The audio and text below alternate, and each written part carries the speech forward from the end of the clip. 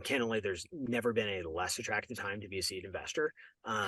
Historically, the premium of a late stage valuation to an early stage valuation has been about 20 to 25 times. So like think of that as like early stage valuation 10 million, late stage valuation 200, 250 million.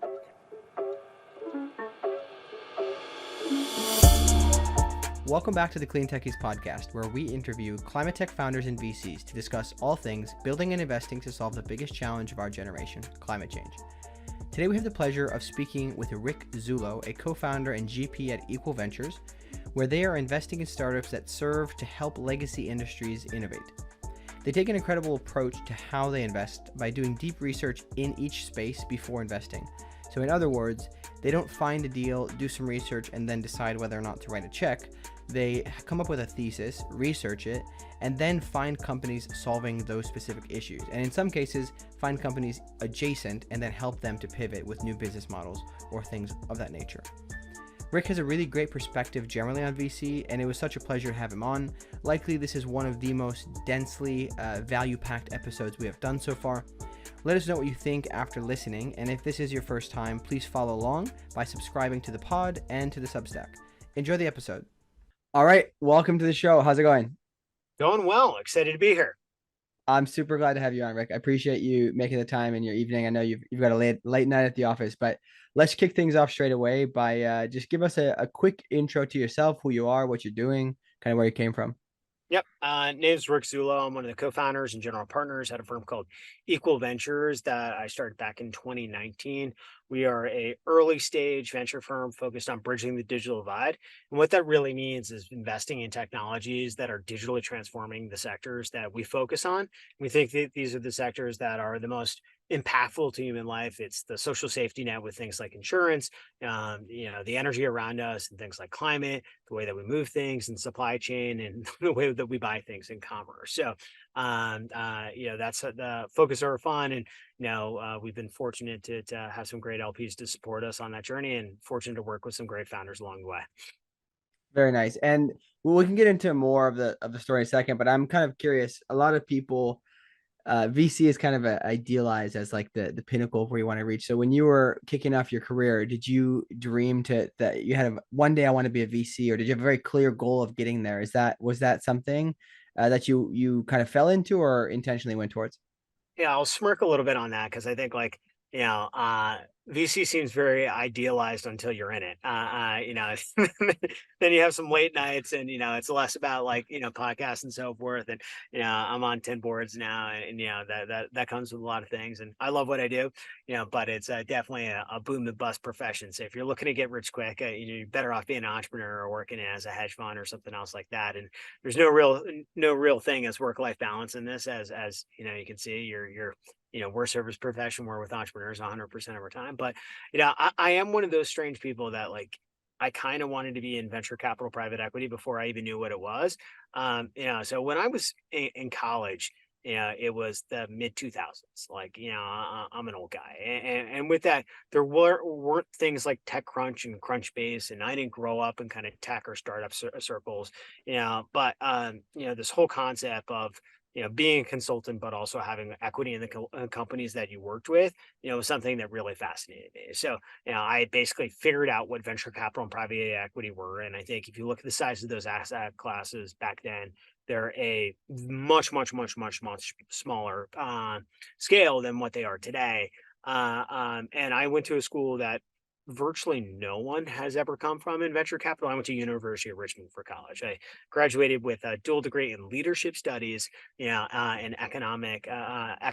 And, with that, there wasn't a real clear path to venture capital and private equity. Candidly, I had no idea what the difference was between the two, but people told me to go get, either work at a consulting firm or investment bank, go to business school, and then maybe I'd have a shot. And still probably like 99% chance that wasn't going to happen. And, did that, spent 5 years in consulting, probably applied to 400, 500 venture capital and private equity firms along the way, got rejected by every single one, other than during the height of the CleanTech, crisis, got a couple of job offers that were only rescinded and taken away as Harry Reid pushed away the climate bill. And I remember exactly where I was when they announced that they were moving forward with ACA.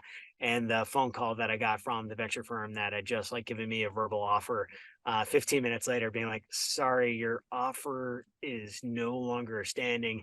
And that was a huge morale hit to me. Like, just to be like, I finally made it to the other side and I'm going to go get a job at this clean tech venture capital firm. That's exactly what I wanted to do.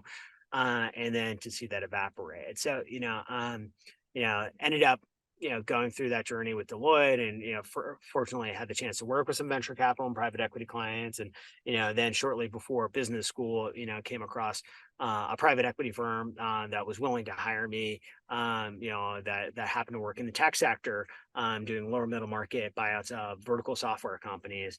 And, they helped me go through Columbia Business School. And I was fortunate to work with a couple of internships at First Round Capital and Bowery Capital and Foundation Capital along the way. And then was lucky enough, after waiting an entire summer after business school with no paycheck, while my wife worked at a nonprofit, that I had left a paid consulting and private equity, for my consulting firm, willing to sponsor me.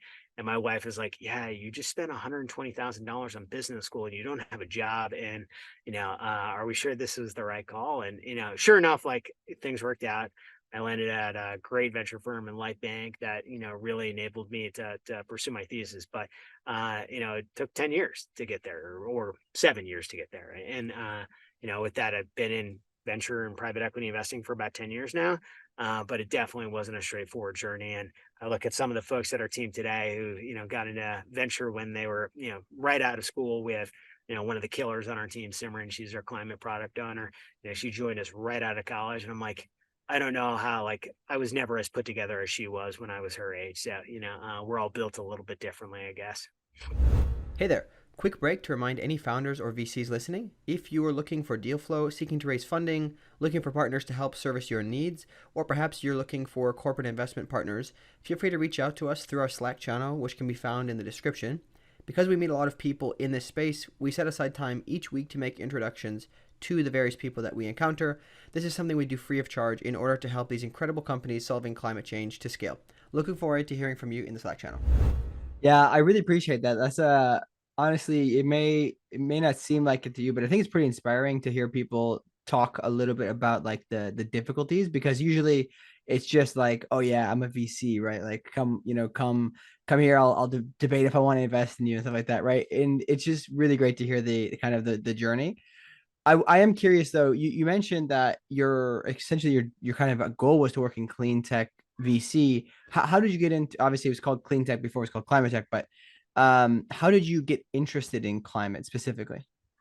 Yeah, I mean, honestly, climate was something that, like, very much was important to me, like, even as a child. Like, I grew up on, like, bringing the UNICEF box to every house, like, that I could. Like, literally, I got grounded when I was like 8, because my parents couldn't find me because I was going door to door with, my UNICEF box to do that. And I'm ghosting on the name of whatever the environmental superhero was, but, like, that was like my lunchbox when I was like 6, 7 years old. And, Yeah.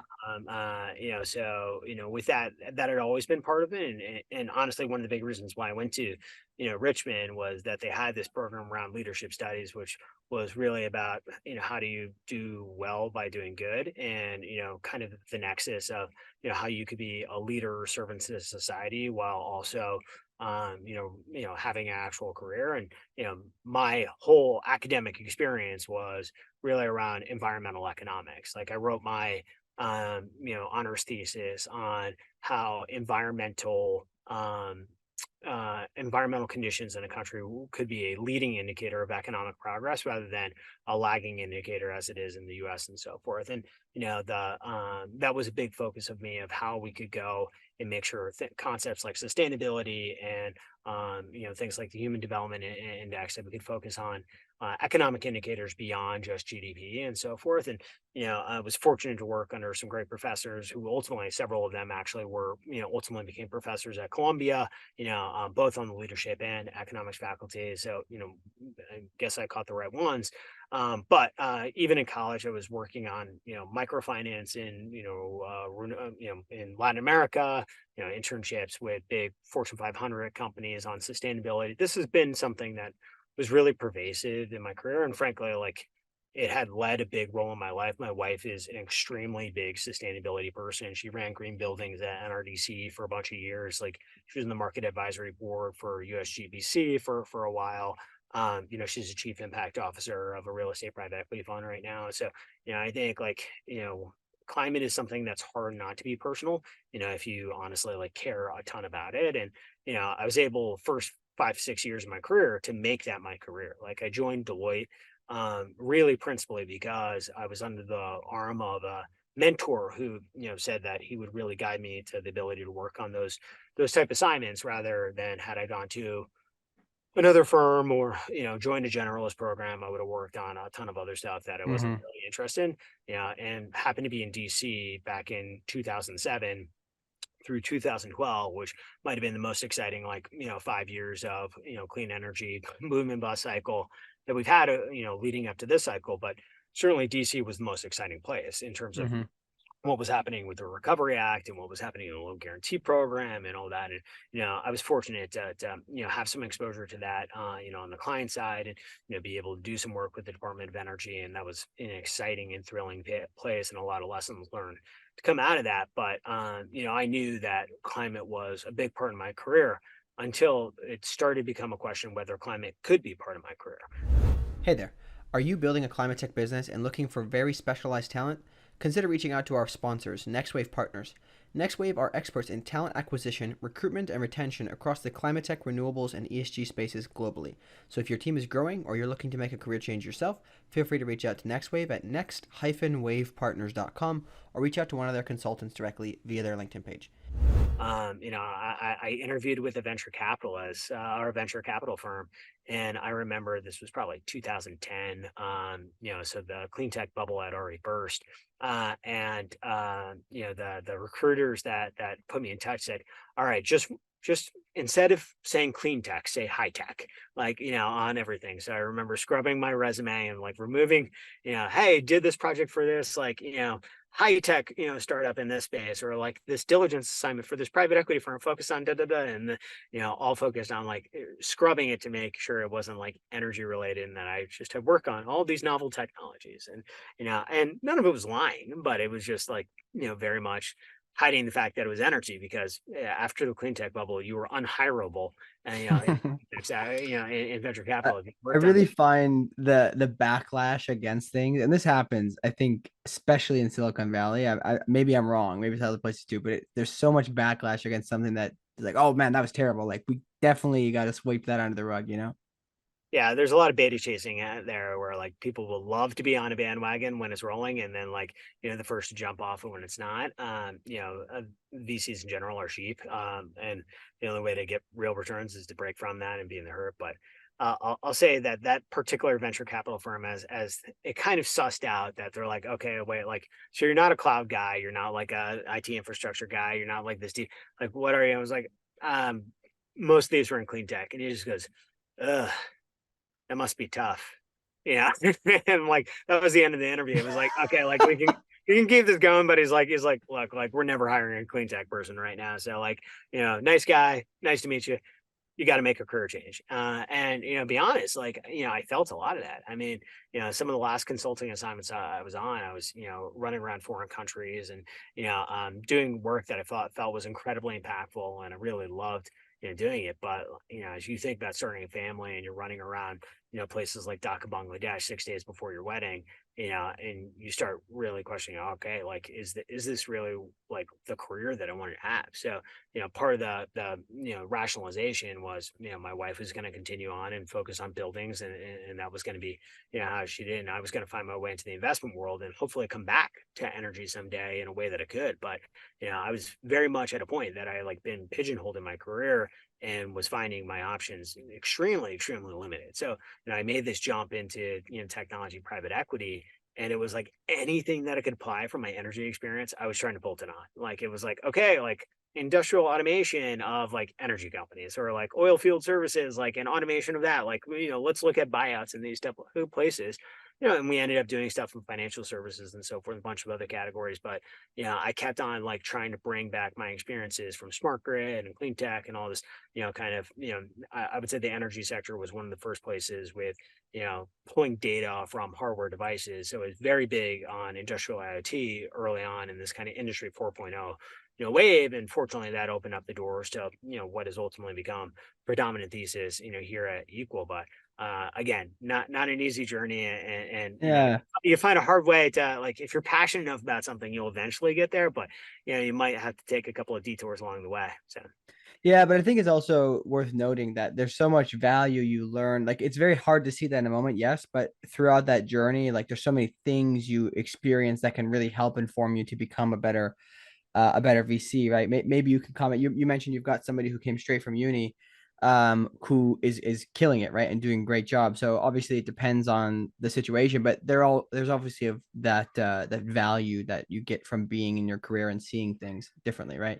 yeah, look, Um, there's you and I were talking about books right before this, and I think there's like an incredible, like book called Napoleon's Glance, which is about, taking, different sectors of expertise and mashing them in. Like if you look at Google, it's like, two insights across two very different ends of the technology spectrum. Napoleon, the reference in the book, he was truly a historian before being a leader, and he would study battle maps endlessly. And this is reason why Warren Buffett just is like constantly reading.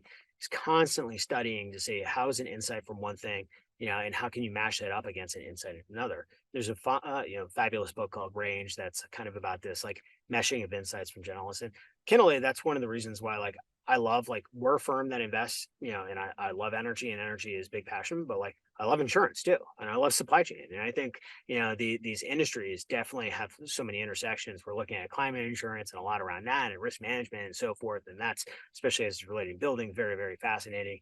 You look at supply chain systems and how to make them more sustainable. Obviously, that's such a tremendous source, of emissions, like lots of implications, but the ability to pull insights across these markets and be able to say, wow, like something really interesting is happening here. I wonder if that would work in this sector as well. That I really do believe in cognitive diversity, and the fact that we have, a person on our team that focuses on insurance with 100% of their time, and, a person on our team that spends all 100% of their time on climate. Like, they're both in our office right now working on something together. And it's like, you have someone who was the COO of an insurance startup that's like raised 40 million bucks and been an insurance technology executive for a long time.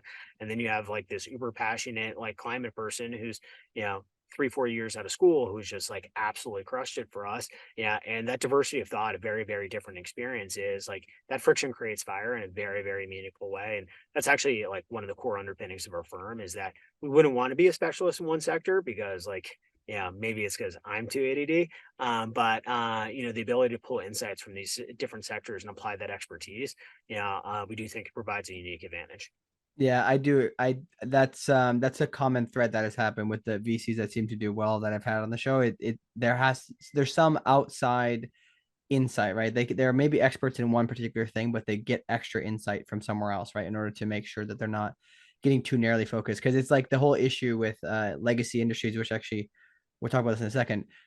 They tend to just do things the way they've been done, right? Because that's how they are. Like there's certain people are in it. They do it the same way. Like I grew up with parents who, when they were growing up, were farmers, and a couple of my uncles and aunts were farmers, and they just do things the way they've done it, right? When somebody comes in and introduces a new idea, they're pretty skeptical usually. But let's actually get into this. So why don't we talk specifically about just kind of the history of you starting Equal Ventures and just kind of what you do specifically. Talk a little bit more about that. Hey there. Are you building a climate tech business and looking for very specialized talent? Consider reaching out to our sponsors, NextWave Partners. NextWave are experts in talent acquisition, recruitment, and retention across the climate tech, renewables, and ESG spaces globally. So if your team is growing or you're looking to make a career change yourself, feel free to reach out to NextWave at next-wavepartners.com or reach out to one of their consultants directly via their LinkedIn page.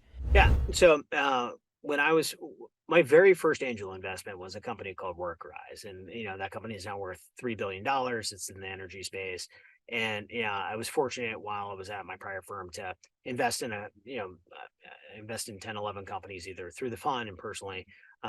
Four of them have thus far become unicorns, and the uniting factor across all of them was a really, really bad seed stage experience for them raising capital. And partially it's because the product that venture capital is today is not a great product for founders in these legacy industries. If you're building the next version of Datadog, you can walk into any firm in Silicon Valley and speak to someone who's either built versions or iterations of product in that category or invested in other ones. They know your competitive landscape, they know your customers, they know your M&A buyers. They can introduce you to top flight recruits because they know the culture of companies like that.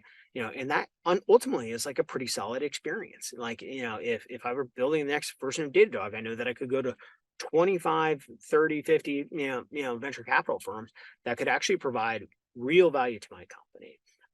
And we think that's like it's because they have a prepared mind in that category. Meanwhile, as I was looking at companies like ClearCover or Project 44 or Rig Up Now Workrise, so many of the interactions that they had with other venture capitalists were all right, like, well, here's how I would do this in this industry. And they're like, well, our industry doesn't work like that. Or, you're spending the first 40 minutes of that conversation explaining the 101 of this. And by the way, at that time, vertical software was nowhere near as perceived interesting as it is now, and certainly there's been a lot of things to come to be since then. Viva was still not a public company at that point, but over the course of that interaction, they would work with a VC who didn't understand their customers, didn't understand their market, had difficulty with bits and atoms, let alone electrons, didn't know their M&A buyers, and then broadly gave advice that was relevant to an IT company or a consumer product that had nothing to do, with the industry that they operated in. So that inherently would have the potential lead to conflict. And, this was something that I saw across a lot of the companies that I worked with, that at the seed stage, before the data was there, it was incredibly hard for all of those companies to raise capital. Now, once there was data behind them, they could actually talk to customers that were customers of the company rather than from their warm network. The companies were off to the races. At that point, you could see in the data that these companies were going to be wildly successful. But it was that really initial stage. And I found myself asking how many companies never got that first check, how many companies, that, I had the chance to be a part of, would not have existed had there hadn't been someone to take that leap. And with that, Equal started with a very simple premise.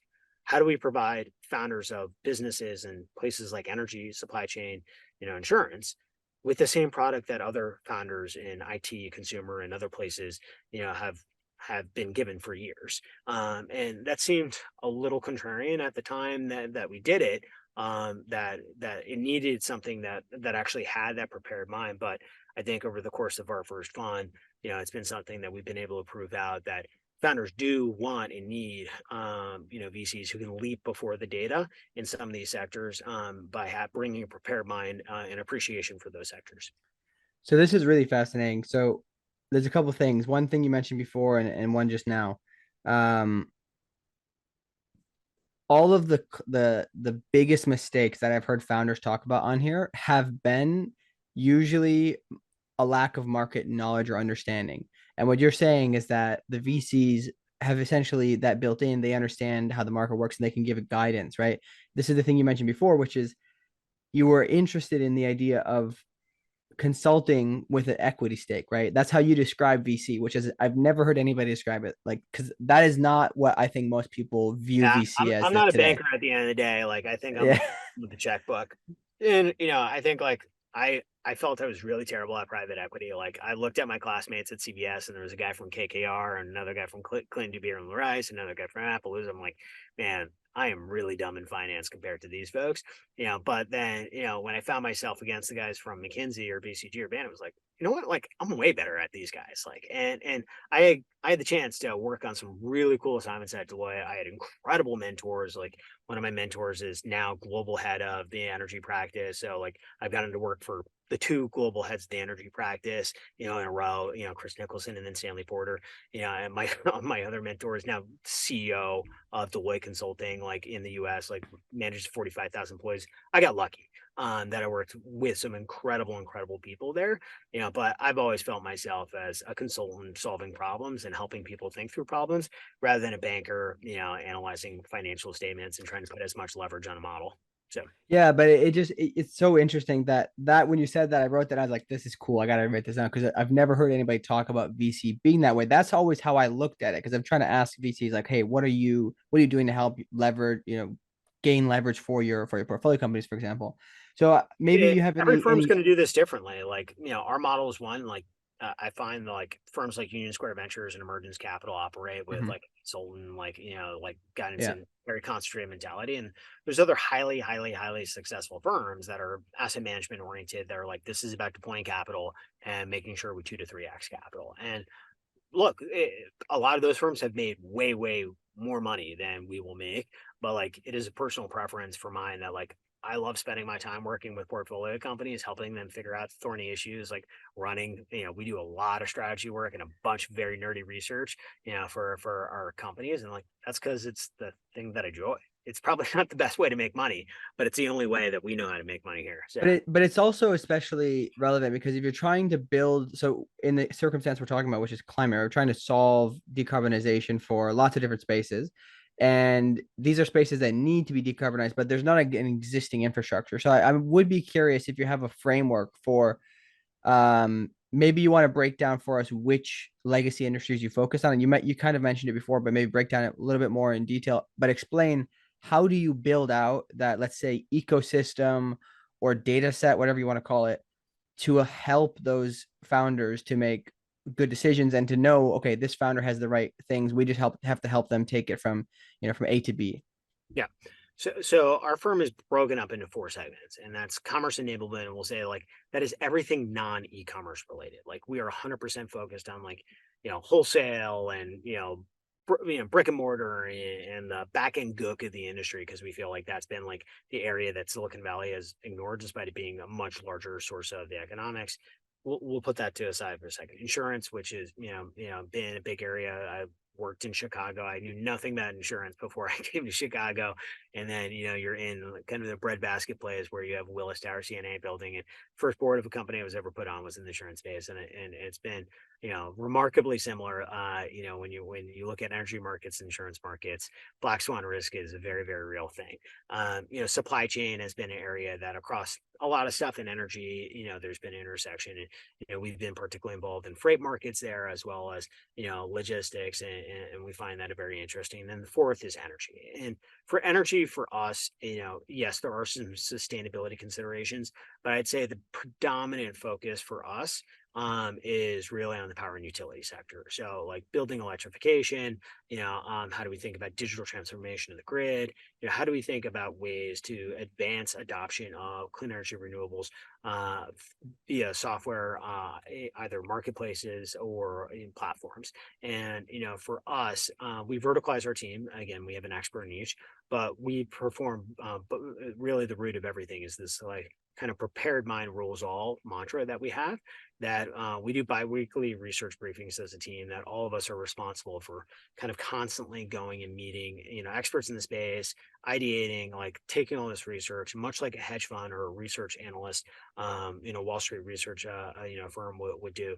Like we take several hundred pages of content, like have it summarized across us, and like use that to have really, deep discussions about what's happening in industry and what we're seeing and what we're hearing from experts, and developing really authentic, relationships with those sources, whether it's public company CEOs or analysts covering the space, or founders that we like and respect, or, journals and articles that we're reading and using that. All that leads to kind of our ideation phase, that we might say, hey, look, it doesn't make sense to me that I'm seeing building systems produce such incredible ROI, but the reality is no one's adopting them. Like, why is that the case? What, like, if there's this big, massive, like, movement towards like real-time energy management systems for building and all these savings, like, why hasn't this worked?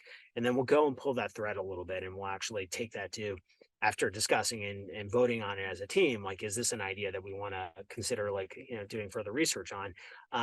We will go and actually do like a tremendous deep dive on that. And that might be speaking to 25 or 30, building owners in the space, assess their willingness to pay, for building systems, and looking at a bunch of reasons why and why not. I mean, going through very much the customer discovery that a founder should be going through, and hopefully the founders that we work with do, to identify why the existing status quo hasn't worked and whether there's a path forward to making that work. And then we'll develop a thesis, around that of, in that case, it was counter positioning for clean energy buildings. We realized that there was, roughly a 6 to 7x value creation for buying these systems versus what people were willing to pay for them, and felt that there's an opportunity to frankly give the software away for free to go and actually take a percentage of shared savings. So we'll go and use that process and speak to a ton of customers and say, hey, like if we brought you a company that did this, like would you be a buyer?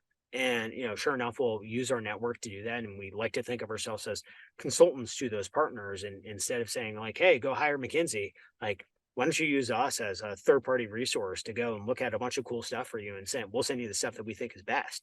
And we've developed a really collaborative relationship with a lot of folks in industry doing that and just saying, hey, like we'll send you the stuff that's interesting to us. And we don't make it transactional and we don't treat it like it's a GLG call. Like those are folks that we grab dinner and beers with, and we view as an extension of the fund. We call them bridgers. And if it's an idea that we feel really carries weight, like we'll go out and find it. And in some cases, we've met like 70, 80 companies adjacent to that category. We'll pivot companies and say like, hey, you're a SaaS play right now. Maybe try giving this away for free and speak to a bunch of customers that we know. In some cases, we'll start the company. I've started 4 or 5 companies during my career, and they've raised in the neighborhood of like 200 million bucks. And I love being on that day zero at the journey. But we do find that process circular. That like even if an idea sucks and we decide that we're not going to pursue it, the whole process of like really showing our passion and depth in these categories just makes us like smarter on the category. It unveils other opportunities and it gets us deeper with these bridgers that, like at the end of the day, they just want to see someone who's passionate about the stuff that they work with. Where, if you're someone who manages, tens of billions of dollars of building assets and spends hundreds of millions of dollars on energy, and you get to talk to someone who's like in our chair and is like, hey, I'm as fired up about this, and like I couldn't be more excited to talk to you. Like a lot of those folks don't get treated that way by traditional VC. There have been people who manage hundreds and hundreds and hundreds of millions of energy spend who are like, hey, you know what? You're the first VC that's ever reached out to me. I was like, yeah, I don't know why other people don't do our model, but like, that's great to hear. And I'm here. So at the end of the day, like all those ideas make it up to our big board of like, these are the businesses we would start if we were founders ourselves. And that is our mission, that we go out and find the businesses that if I were a founder, I would start today. And we find that lasering in and focusing on that makes it able so that we can focus on like what are the ideas that we think are like the best ideas in the world in these sectors, rather than doing a bunch of deals that are doable. Like we're not in the camp of doing deals that we like, we're in the camp of doing deals that we love. Mhm. So just to clarify this, if I'm not mistaken, in almost every case, you will do the research and have like a thesis, and then you do this deep research, and then you go find the startups, not the other way around where they come to you and then you're like, well, let's do a research, and then you come back to them. Because I'm assuming that research process takes a second. Oh yeah. Generally speaking, we're like coming up with an idea like probably 1 to 2 years before we actually like fund a company there. Got So it. the latest investment that I made, I think we published our thesis 2 years ago. And like I've looked at 18 companies in the category.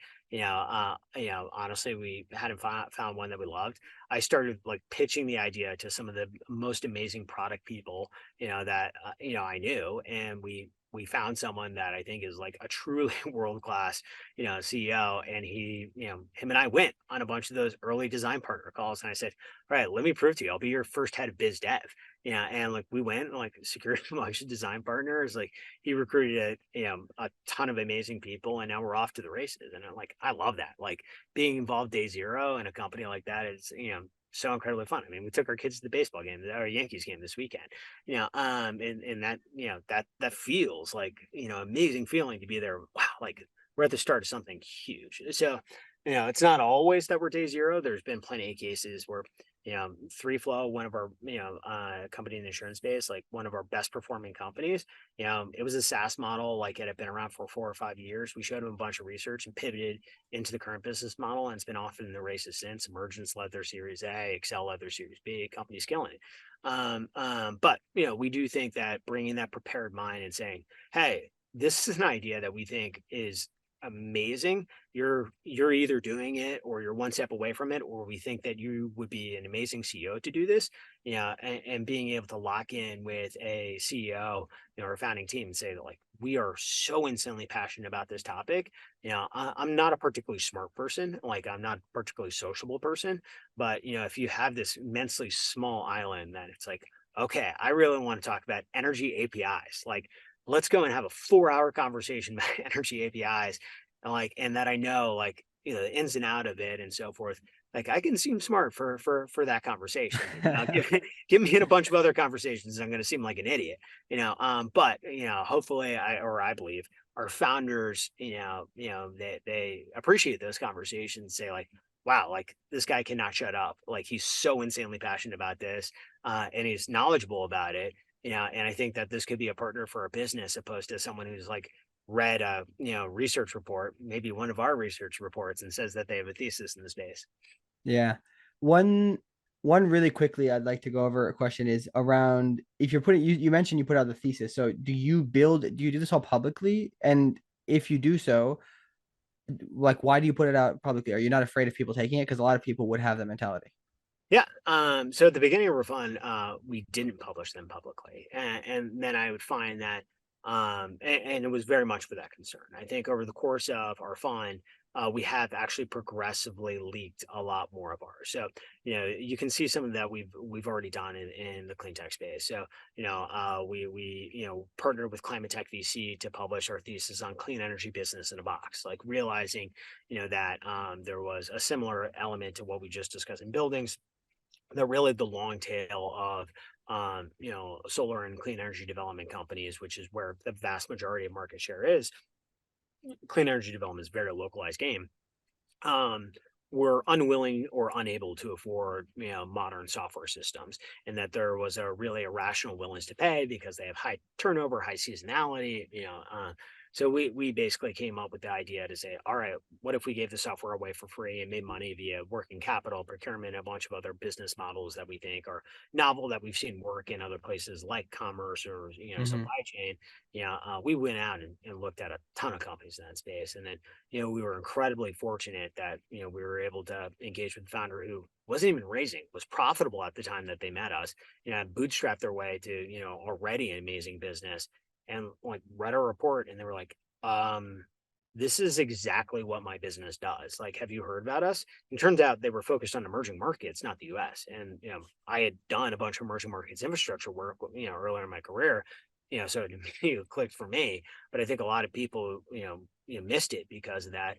And Mm-hmm. that company's been fantastic since. It's Odyssey Energy Solutions. Emily, the CEO, is incredible. We led the seed round. Union Square Ventures led, the Series A, and what was an incredibly competitive financing. And we love that.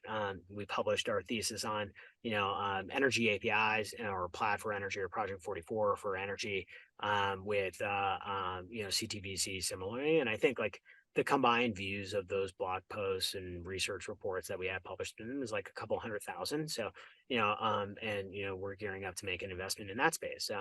So, I think we are getting, folks follow us on Substack or Medium, or look to our website. We do publish more and more of this research. Sometimes you have to go through it to look through, you got to read the blog post to get to the deck, but we do publish a lot of our research more progressively. Mm-hmm. Since we do think it's a great way to, one, educate the market, two, like candidly, like plant our flag. So like one of our other Yeah. VCs in insurance, like we've been looking at it all this space for a very long time. And a company that's one of the top companies in our pipeline is out raising right now. I've received 11 emails about this company over the last 3 days, because like they're meeting with a bunch of VCs, and folks are being like, so like, are you guys doing this one? And again, with me, like, I'm not going to tell them our opinion about it, but like, they should hopefully be looking to us for a signal. Whereas like when I came up in venture, I was looking for a signal from anyone else that I could get. And, I think now, because we've had this prepared mind point of view, and this mindset on really digging in on this problem set and establishing a bunch of customers, people aren't going to come to us for crypto or DevOps or social or whatever. If you're coming to me for any of that, you're probably, barking up the wrong tree. But if you want to learn about energy APIs, like I may be your guy. Yeah. One other thing, just to clarify on this part. So maybe it's the reverse usually because you're looking for certain companies, but what stage and check size and focus areas would you just state for people who are interested and who are raising? Should they come to you or should they not? Yeah. So, all this is public information. I've announced it on other things, but like our first fund, we didn't invest it north of a 20 post. So like we are early stage investors. Like we believe that this is a partnership. We did not invest and we do not own less than 10% of a company at entry point. So, historically our check sizes have been 1 to 2 million. Now we're writing checks a little bit larger than that.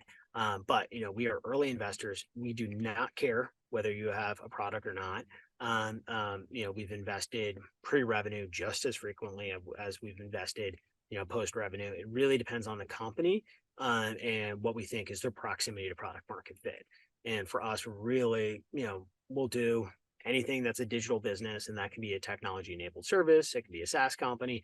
It could be, a marketplace. It could be a platform business. What we're really looking for is the ability for that company to monopolize a point of the value chain. And that generally requires them to have like a really strong flywheel around the business. And we want to know that, the team can build a category leading company in that space. And, I'm a big strategy nerd, as we were talking about books. Like we've developed a lot of our own kind of proprietary frameworks, around, value creation and how to monopolize. And we very much obsess over how can a company not participate and perform well in a category, but like if all goes according to plan, like which nothing ever does, but if it all goes according to plan, like can these folks monopolize the category? And I think that's so important in a sector like energy, which is selling commodities, most of the time, and there's lots of regional specialization and lots of fragmentation. But if you can develop a monopoly business in a sector as large as energy, or for that matter, insurance or supply chain or commerce, you are looking at the biggest scale outcomes out there. So, I think like, we've been fortunate to have some, great companies start to break out in fund one, but like it's impossible to tell which is going to be the biggest company. But if a single one of them figures out how to monopolize their portion of the value chain, the scale of outcomes should be tens of billions, not billions. Mhm. Okay, very cool. I love that. I think thanks for the transparency. I really appreciate that. I want to be conscious of time here, but I want to go and ask kind of one general question about um the Climate Tech VC half one 2023 report on funding. My biggest question is just to get your kind of gut reaction or thoughts on why we're seeing fewer fewer late stage fundings and more early stage fundings. I want to understand if you have an idea around why that trend is happening. Yeah, I think it's twofold. So one, this is broadly happening across like venture in general. There's some research that we put out there around like, alpha versus beta. That I gave to our LPs, back in May around what we were seeing with funding trends as later stage VCs were moving much earlier in the capital spectrum as they were trying to make their fund cycles last longer. Candidly, there's never been a less attractive time to be a seed investor. Historically, the premium of a late stage valuation to an early stage valuation has been about 20 to 25 times. So like think of that as like early stage valuation 10 million, late stage valuation 200, 250 million. In 2021, that hit 42 times. So $10 million valuation, 420 million. Oh, big climb. In the first half of 2023, it was 9.6. So like Mm. literally 75% less attractive to be a seed stage investor. And you're talking about all the risk, all the dilution, all the failure that you could take along the way all the time. Like it was because everyone was moving earlier. The price of seed stage went up, competition at seed stage went up, and growth was all of a sudden everyone who had been paying, doing 20 deals a year at 100 times, ARR was all of a sudden alligator arms. So that is happening broadly across the venture space. The second part of this is companies in climate tech, most of them don't have product market fit. Like, and this is like, there's been a flood of capital into this market. A lot of people are interested in it. Like, we have a very cynical point of view on it for what it's worth, that like, there's a lot of people who understand energy and there's a lot of people who understand, how to build companies. Building companies in energy is a different thing. And we think that there's a far smaller universe of folks who know how to do that. Our hope is that we're one of those folks. We've yet to prove that out, but hopeful that we can. But as we've looked at the universe of companies, there's a lot of team and TAM. A lot of people are excited about companies and spaces, and a lot of very exciting teams attacking broadly macro oriented, like exciting things. Very, very few companies have meaningful traction. We're fortunate to be in a couple that actually do have meaningful traction and have been able to grow, progress, and raise follow-on rounds. But very, very few companies are beyond a couple million of revenue, if that. And I think that's the reason why late stage financings are starting to fall off a cliff. There's more pressure on some of the hard tech and frontier tech stuff in an environment where capital markets are less certain because you do need to kind of start leaning on what are the companies that are going to show revenue, cash flow, and so forth in the future. I think the reality is like that's likely going to continue to happen. We're also seeing a massive pullback in the LP side. There's still more interest in climate than there is in other broader areas of tech. I think generally speaking, there's a lot of interest in solving for climate across different asset classes, whether that's real assets, private equity, or venture, and being part of the energy transition. But a pullback nonetheless that's afflicting the broader LPGP dynamic. Mm-hmm. Okay, that's helpful. I really appreciate that. That's a helpful. I think that's a very helpful insight. So for the last section here, I want to just shift a little bit and let's talk about general advice for other founders or VCs.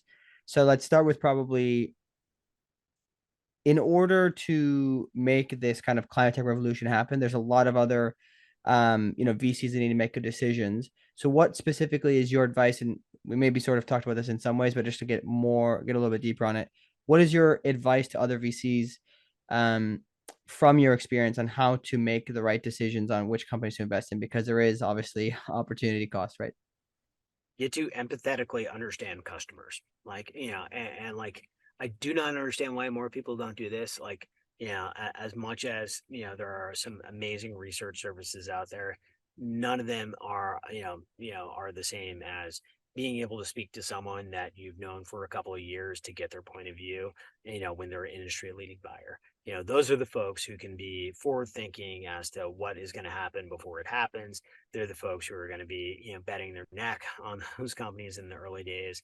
And I think we spend a lot of time with those folks. I love spending time with those folks. That was my favorite part of consulting, is that your clients are real world people, real world business leaders, that you're getting the chance to, and they're amazing people. I do not understand why more VCs don't spend more time trying to get to know those folks. We love our research, but our research is a summation of all the work that we do with those people, that like we'd be just as happy not publishing it. Like publishing is the marketing aspect of what we do. The real work and the real insight comes with speaking to those customers, who are working at utilities, working in buildings, working on the field. That's where the real insights happen. And I think, if you're going to invest in this space, you got to spend a lot less time in the lab, a lot less time in the research reports, and a lot more time listening, to the folks out there in the field, because they're the ones that are going to tell you, the problems are, and then frankly working with them to workshop ideas where, like you said, your family came from farmers and they have their, set in their ways and doing things. Some of these folks will be, but if they develop trust, right, if they actually see you empathetically listening to what their problems are and empathetically actually caring about their problems, they'll actually start to trust you and say, well, like maybe there is a different way. And I think that's a very powerful thing when you can start to develop partnerships and trust with some of these folks and say, all right, like here's this crazy idea that I have, like there's this company called Project 44 that does it this way with supply chain APIs.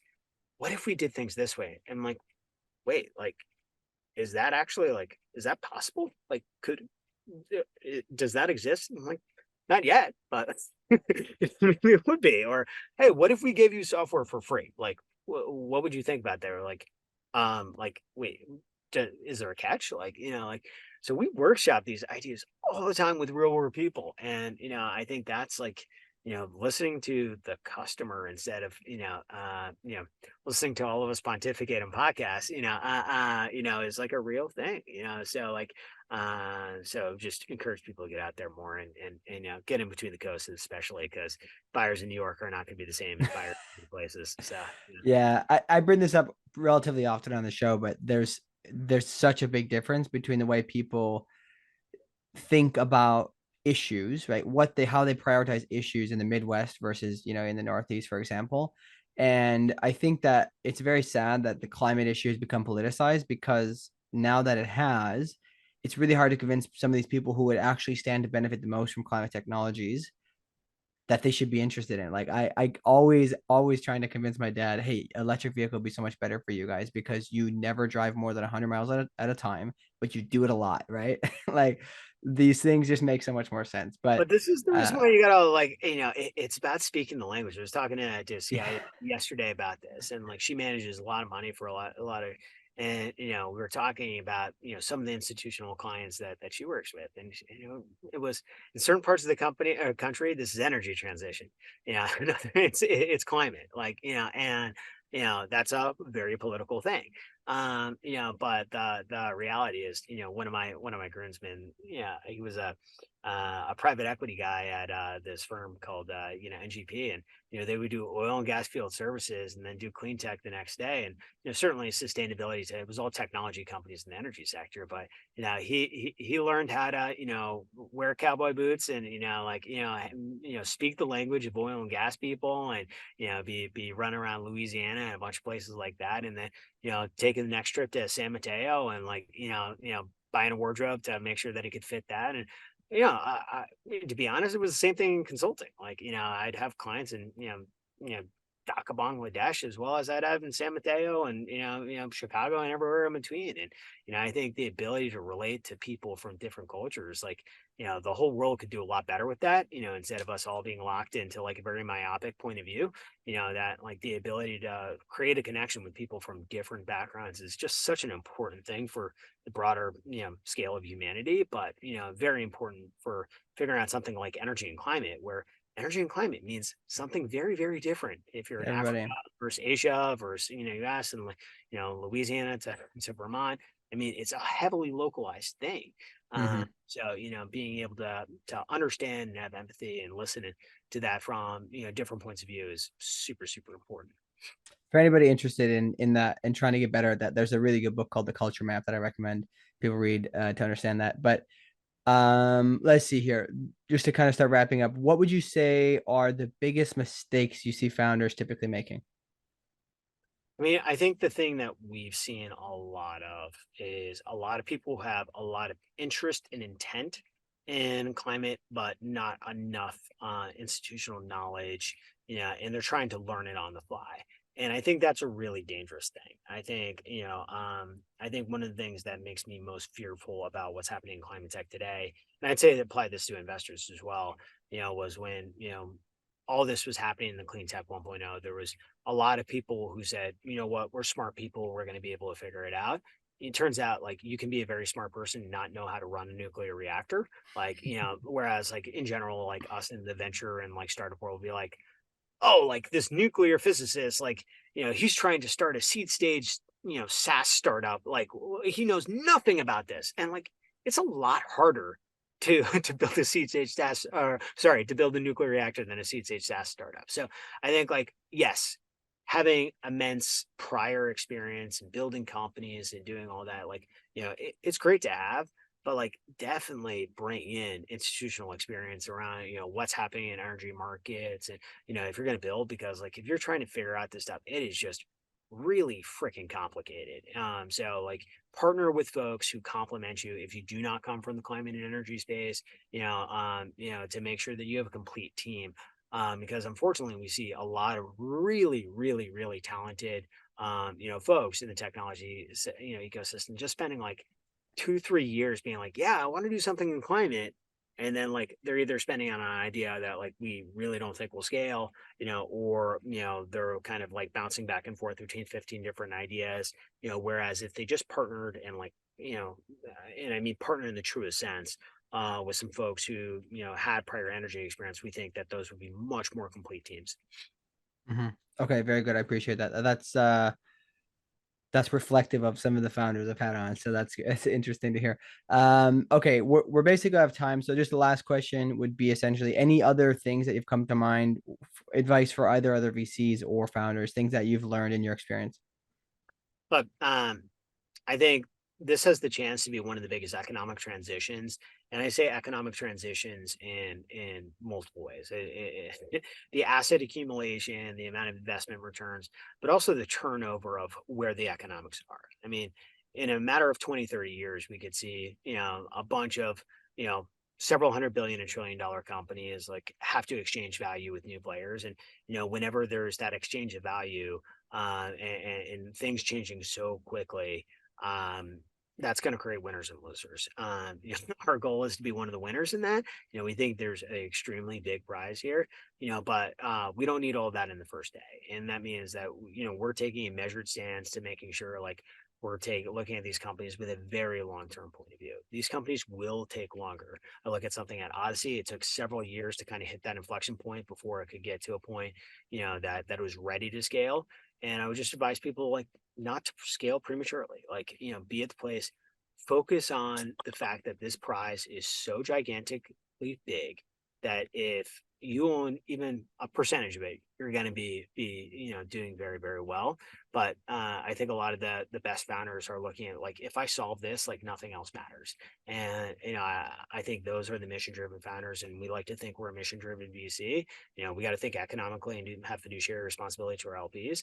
But I just really think of the big picture here of like, all right, if it takes an extra year, take that extra year. Like scale sustainably, do things the right way, because the prize here is so much bigger than anything that I think IT has ever seen. But we could also crash. And my biggest fear is that we recreate a lot of the conditions, that we did that led to the first CleanTech crash. And, from yes, losing money is extremely problematic. More problematic is setting ourselves back another 15 years. I don't think society has the time, to wait another 15 years on taking this leap forward in climate technology. We need progressive investment, which is the reason why, I ask everyone just to think of themselves, not just a steward of capital, but a steward of society as they think about this. Yeah, that's something I really was hoping to see a little bit more stewardship of, is that if we're in the climate tech space, we're solving a social problem essentially. We should also be more conscious to build our companies in a more responsible way, right? Silicon Valley has a history of, grow really big, lay off a ton of people, grow again. Like, there's just all these incentives that are not lined up. And I have seen generally it's better, I think, in climate, but I would like to have people be a little more conscious to build your company and, like you said, scale in a responsible way. Very good. Well, this has been really great to have you on. Where should people follow you? What's the best place? Look, I am definitely an obsessively nerdy person on Twitter. So if you're interested in getting a bunch of research reports and hearing me spout on value investing and strategy, it's at Rick_Zulu. We do put a ton of research across all our categories on our Medium and Substack. You can either find those on our website or by searching for Equal Ventures on Medium, as well as following our Twitter and LinkedIn on that. We'll continue to pump out a bunch of content on those pages and have a newsletter for those who want to sign up, but tend to do things through Medium and Substack. And definitely encourage folks who are interested in following our space in the climate in particular to follow my colleague Simran Suri. I don't have her Twitter handle offhand, but definitely she's incredibly impressive in this space. And we're doing some fun stuff, everything from our climate capital summit coming up in September, which is going to be 250 of the most innovative people in climate, as well as a lot more research coming down the pipeline soon. Awesome. Well, this has been great. I appreciate you coming on. And yeah, I definitely know you're prolific on Twitter. That's where I found you. So glad to Infamous, probably more so than prolific. Hopefully I don't piss anyone off too much. But Twitter, it's so easy to piss people off on Twitter because it depends on their mood in that day, right? How they're reading your tweet, right? Yeah. So, Awesome. Very good. Well, thanks so much, Rick. Thank you so much. Thanks for having me.